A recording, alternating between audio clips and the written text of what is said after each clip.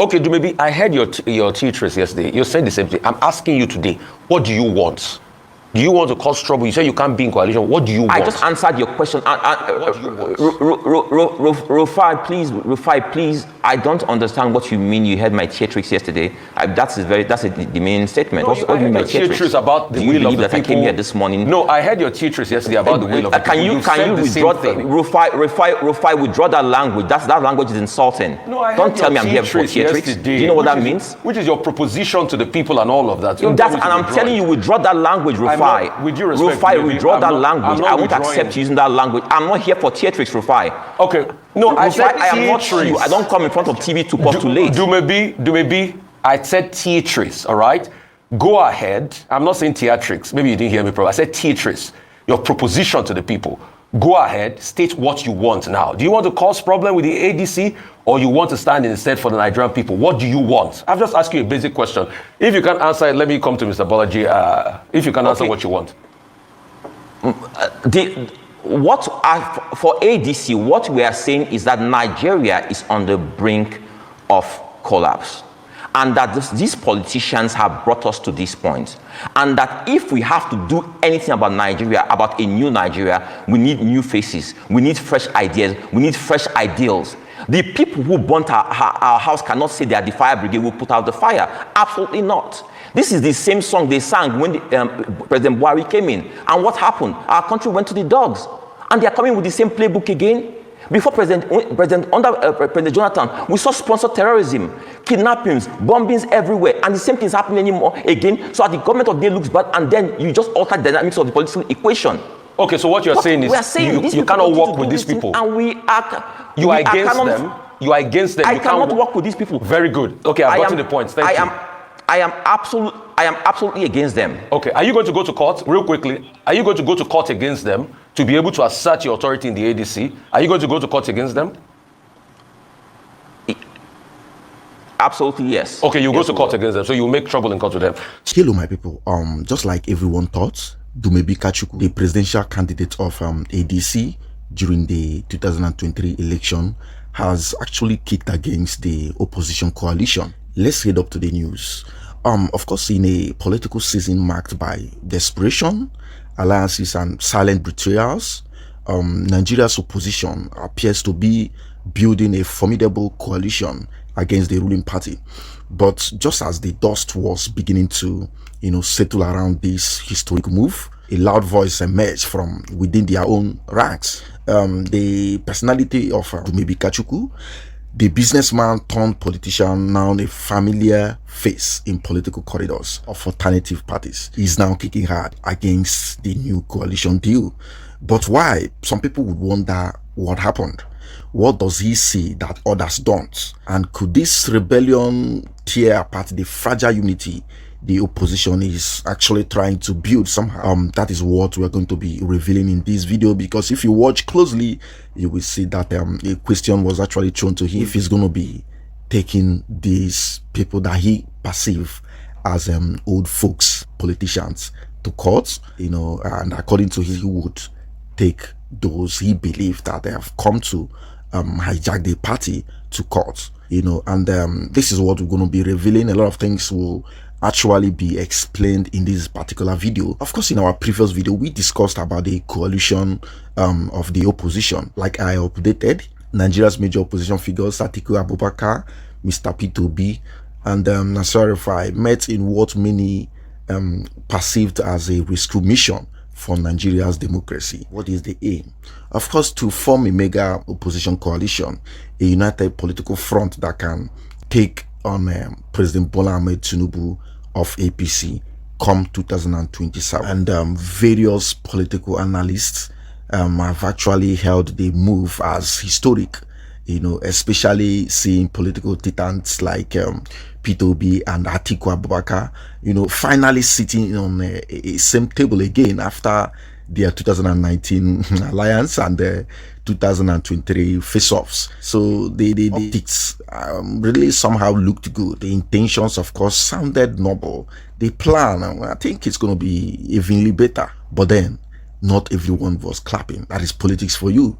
Heading up to the question of the stand of Dumebi Kachukwu, the leader of faction within the African Democratic Congress, that is ADC, who came out swinging. And in a public statement, he criticized the coalition talks, claiming the entire arrangement lacks transparency, according to him, that it lacks vision, and in all, he accused the so-called coalition leaders of recycling spent political cartridge. And in that note, he warned that aligning with politicians of questionable credibility would do more harm than good. And he didn't actually stop there. Dumebi questioned the motives of the coalition drivers, asking, is this about saving Nigeria or saving their political futures, their political cause and all that?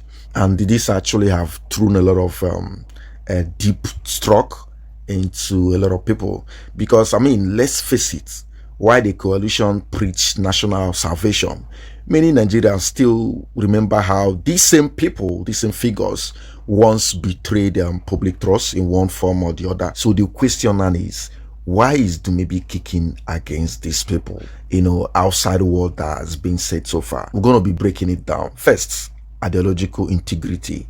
Dumebi's faction believes the coalition is being built on convenience and not ideology. He argues that the ADC was founded as a third force movement, not as a tool for accommodating old politicians who are simply out for power. Secondly, he talked about the exclusion from talks. Of course, according to reports, it is suggested that Dumebi and his loyalists were not consulted during the coalition discussion. This could be a classic case of you didn't call us, so we don't trust you, and it's just going to be like that. Thirdly, he talked about the fear of hijack. Of course, there's this feelings of hijacking of the party, like he rightly stated, obviously. So according to him, there are real concerns that mega coalitions, especially when rushed, tend to be hijacked by most powerful or wealthiest stakeholders. Dumebi, of course, may be fearing that the ADC could be swallowed or even made irrelevant in the grand scheme. He also complained about control and identity. Smaller parties like Dumebi's ADC have actually worked hard to establish unique identities, and being absorbed into a broader coalition might actually dilute that, reducing them to just another wing of a larger political juggernaut. To me, the bigger question here, will this hurt the coalition, and to what extent? It should be, because this is going to be the concerns of a lot of people. This is a nagging curiosity that a lot of people are actually looking up to, what will bring to the party aftermath. Of course, if you should ask me, I'll tell you absolutely it could. How? Let's break it down. Nigeria's opposition is working on glance right now.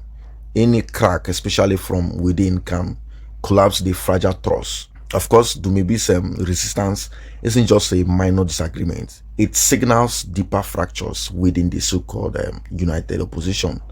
And some insiders worry that if the coalition doesn't address this concern quickly, more factions will, actually pull out. And that could actually return us to the very problem the coalition was meant to, somehow solve, which is fragmentation and vote splitting. So it's going to be a problem. I mean, something has to be done, and it has to be very fast, for those that actually believe in this move of opposition coalition. Less than a year, and of course, campaign is going to be kicking off. So the opposition doesn't actually have this time to waste. So right now, Nigeria stands at a critical crossroads, based on the concern of this coalition. And the opposition has a chance to actually rewrite the story, but only if they are truly united. I mean, see the issue of Labour Party. You talk about how peterobi was actually, forced. It wasn't actually forced, but how the crisis deepened to the extent of, making him uncomfortable to continuing to be the member of the party. Something prompted him to actually make the decision of, pulling out from the Labour Party. And of course, to me, I believe that if there was peace in Labour Party or even the PDP, they should have actually adopted any of this party as their, a coalition party.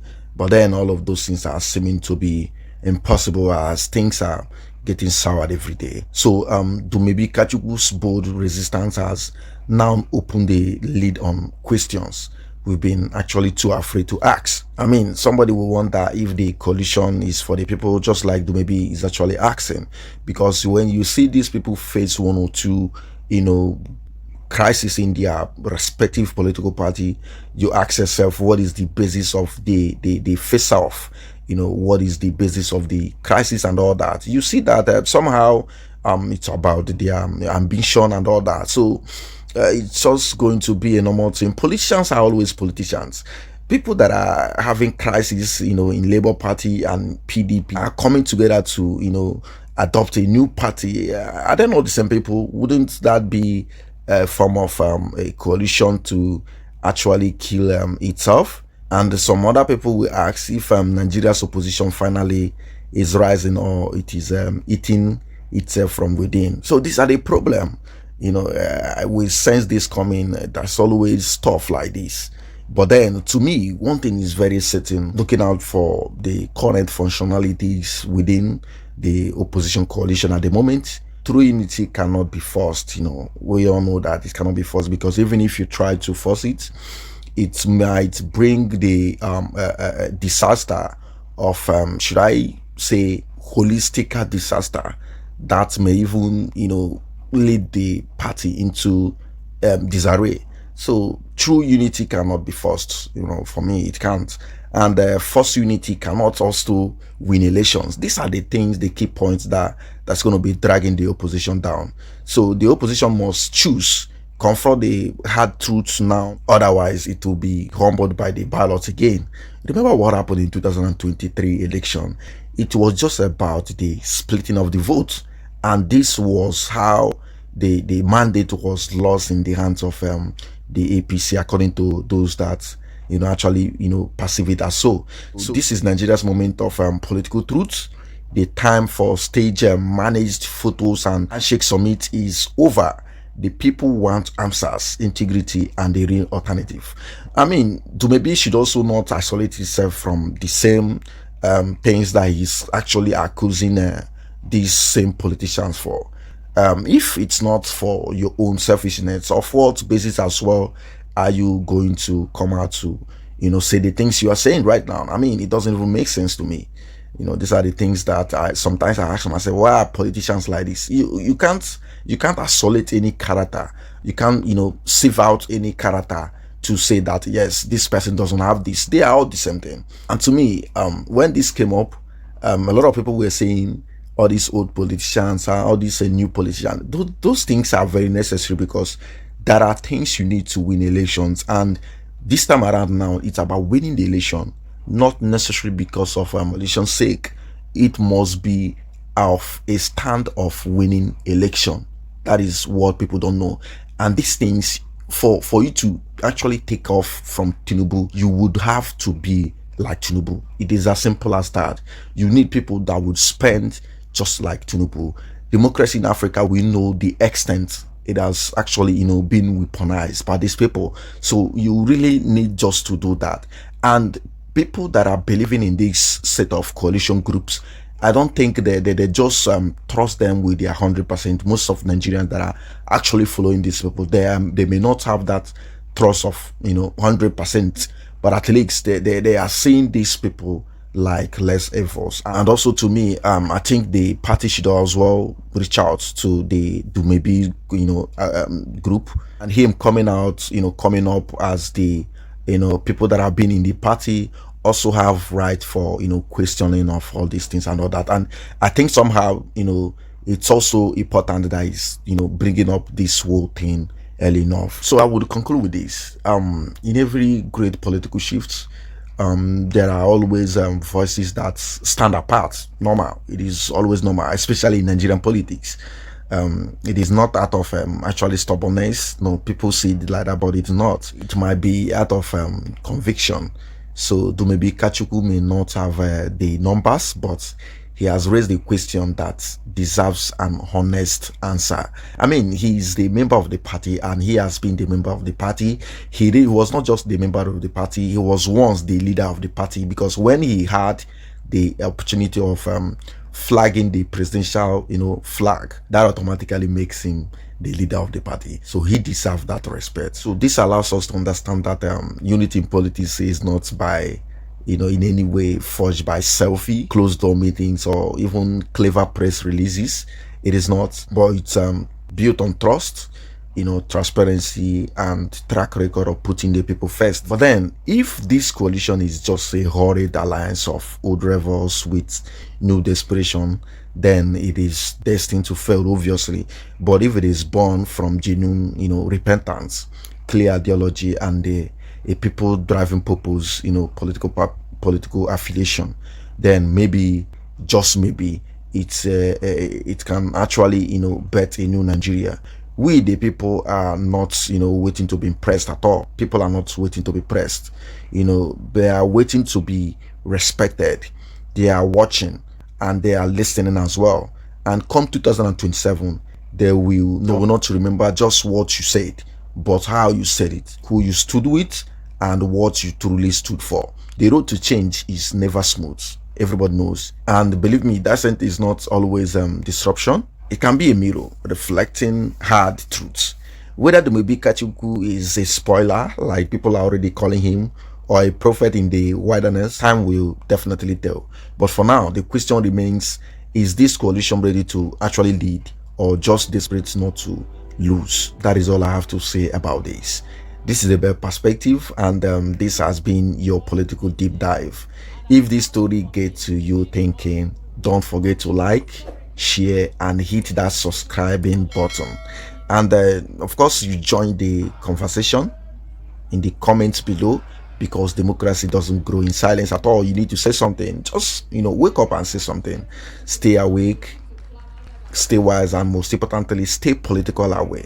For whatever decision you're going to be taking in 2027 would have to reflect entirely to your life.